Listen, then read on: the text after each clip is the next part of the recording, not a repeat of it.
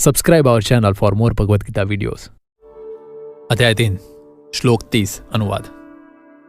अतः हे अर्जुन, अपने सारे कार्यों को मुझ में समर्पित करके मेरे पूर्ण ज्ञान से युक्त होकर लाभ की आकांक्षा से रहित, स्वामित्व के किसी दावे के बिना तथा आलस्य से रहित होकर युद्ध करो।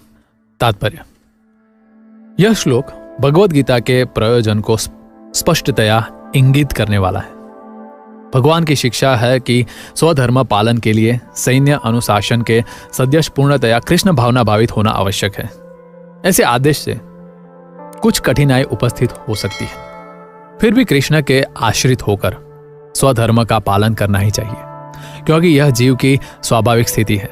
जीव भगवान के सहयोग के बिना सुखी नहीं हो सकता, क्योंकि जीव की नित्य स्वाभाविक स्थिति ऐसी है कि भगवान की इच्छाओं के अधीन रहा जाए। अतः श्री कृष्ण ने अर्जुन को युद्ध करने का इस तरह आदेश दिया मानो भगवान उनके सेनानायक हो। परमेश्वर की इच्छा के लिए मनुष्य को सर्वस्व की बलि करनी होती है और साथ ही स्वामित्व जताए बिना स्वधर्म का पालन करना होता है। अर्जुन को भगवान के आदेश का मात्र पालन करना था। परमेश्वर समस्त आत्माओं के आत्मा है, अतः जो पूर्णतया परमेश्वर पर आश्रित रहता है, या दूसरे शब्दों में जो पूर्णतया कृष्ण भावना भावित है, वह अध्यात्म चेतस कहलाता है।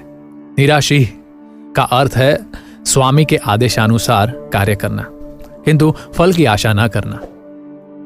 कोषाध्यक्ष अपने स्वामी के लिए लाखों रुपये गिन सकता है, किंतु इसमें से वह अपने लिए एक पैसा भी नहीं चाहता।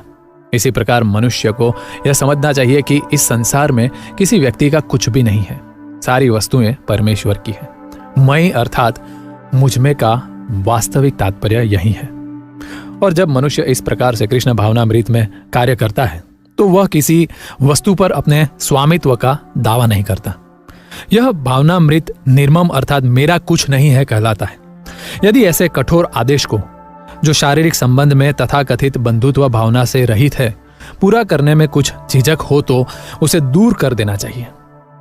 इस प्रकार मनुष्य विगत ज्वर अर्थात ज्वर या आलस्य से रहित हो सकता है। अपने गुण तथा स्थिति के अनुसार प्रत्येक व्यक्ति को विशेष प्रकार का कार्य करना होता है और ऐसे कर्तव्यों का पालन कृष्ण भावना भावित होकर किया जा सकता है। इससे मुक्ति का मार्ग प्रशस्त हो जाएगा।